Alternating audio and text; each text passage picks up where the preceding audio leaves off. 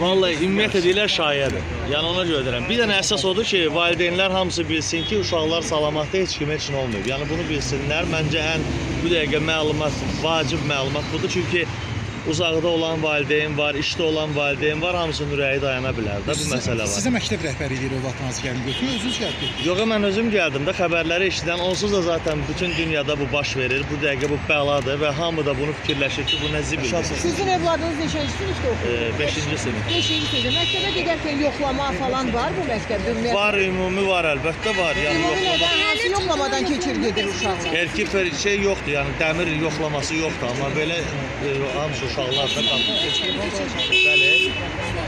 Çantasında keçirmiş.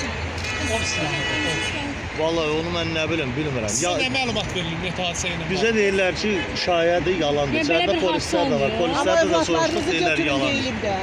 Yox, götürün deyilməyib. Mən özüm gəlib götürmüşəm.